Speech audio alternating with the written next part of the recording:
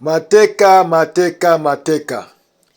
Takriban waasi wa FCM 35 wameshikiliwa mateka hapo maeneo ya Mikenge, na wengine 5 walikuja kwa hiari yao, yaani walionyesha uzalendo zaidi, wakakuja kwa ndugu zao wakasema, sisi tumepata mwanya wa kukimbia, ndio maana tumekuja kujiunga na ndugu zetu.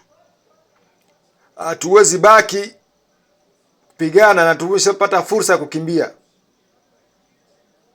Ila wale wengine 35 wamekamatwa na watafikishwa kwenye vyombo vya sheria, yaani wanapelekwa moja kwa moja hadi Kinshasa. Kuna ndege mahususi, ndege maalum inakuja kuwakamata hapo, wanaenda Kinshasa. Ila wanawapatia morali, kwa sababu ni Wakongomani hao, watoto wa chuo, wachuruzi, walikamatwa tu.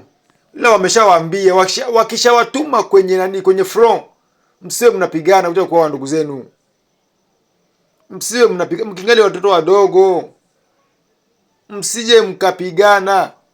Wakiwasha tuma kwenye front, mfike kwenye front, muangalie njia za kupenya, mkimbie, munusuru maisha yenu, mkingali na kazi ya kufanya kwenye jamii. Kila siku tunawaambia, kama kuna hao wajomba 3 4, muamalize nyimu, mnageuka zenu, mnaenda kwenye ndugu zenu wa FARDC na wazalendo. Watu 2 wamiliki watu 20, watu 30. Kwa nini? General Mutayomba ndio mwenye anasimama hapa, wakishawakabidhi bunduki na major wa gouvernement wamalize na ndugu zenu. Hiyo ni konsinya ambayo tunapatia.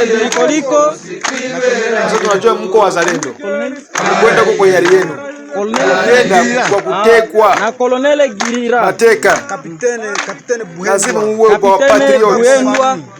Kama mkigale kule sema ambao liombo kuje mkia FARDC, ila mkishakuja maeneo ambayo mnafahamu vizuri, basi Maimai Kifuafua, Komanda Batayo Grand Lac TV kwa ajili yenu. Komanda Batayo wa 2e Batayo, intervention rapide. Jamhuri ya Kidemokrasia ya Kongo haijawahi kuchokoza mtu wala haijawahi kuua.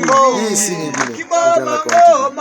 Ili wa kwanza kupata habari zetu, bonyeza alama kengele, like, comment, share. Hapo tutakuwa na pamoja msikizaji.